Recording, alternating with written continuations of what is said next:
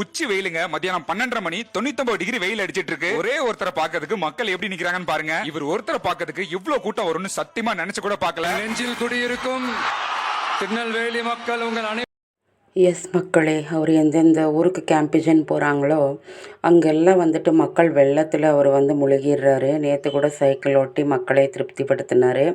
அன்புக்கு இணங்க வேண்டியது தானங்க, என்ன பண்ண முடியும்? அவங்களையும் திருப்திப்படுத்தணுமே. ரசிகர்கள், தொண்டர்கள், அவர் சப்போர்ட்டர்ஸ் எல்லாருக்குமே அவர் வந்து முக்கியம் தானே.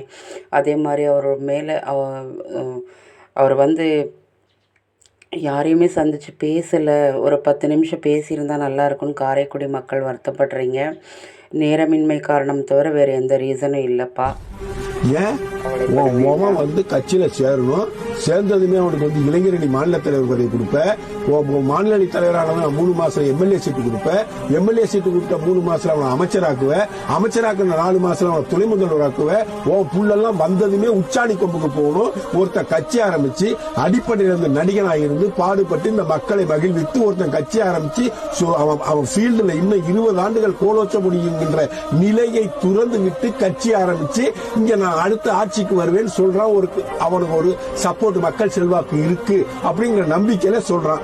அவன் வந்து நேத்தி கட்சி ஆரம்பிச்சான், இன்னைக்கு ஆட்சி வரும்னு நினைக்கிறான். நேத்தி தானே வந்தான், நேத்தி தானே வந்தார் உதயநிதி ஸ்டாலின். அவனுக்கு என்ன இன்னைக்கு வந்து துணை முதலமைச்சர் பதவி?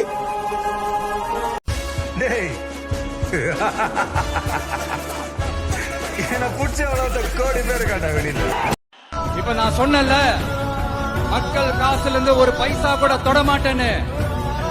அத இப்ப ஆண்டுகிட்டு இருக்கிறவங்க, இதுக்கு முன்னாடி ஆண்டவங்க தில்லா சொல்ல முடியுமா? என்னை எதிர்த்துட்டு இருக்கிறவங்களால தில்லா கத்தா கெத்தா இத சொல்ல முடியுமா? நாளைய தீர்ப்பு எப்படி இருக்கும்னா, சார் மாற்றம் வருமா? சார் மாற்றம் வரணும்னா முதல்ல நாம மாறணும்.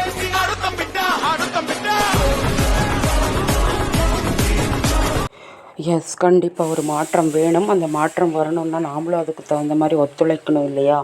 பட் அவருடைய எல்லா கேம்பேஜன்லேயுமே அவர் நிறைய எவ்வளோ வேண்டிக்கிட்டாலும் கண்டிப்பாக அவரை வந்து தொடர்ந்துகிட்டே தான் இருக்கிறாங்க. வேறு ஒன்றுமே பண்ண முடியாது. அதனால் கொஞ்சம் இளைஞர்கள் அதை வந்து புரிஞ்சிட்டு பின்னாடி போகாமல் கொஞ்சம் வேறு எந்த விதமான அவரை பற்றி ஏதாவது நெகட்டிவ் வருமானு தேடிக்கிட்டே இருக்கிறவங்களுக்கு நாமளே நெகட்டிவ் உருவாக்கிடக்கூடாது. இதை நான் மறுபடியும் கேட்டுக்கிட்டே இருக்கேன், ஒரு வேண்டுகோளாக வச்சுக்கிட்டே இருக்கேன். இனிமேலாவது புரிஞ்சுக்குவேன்னு நம்புகிறேன்.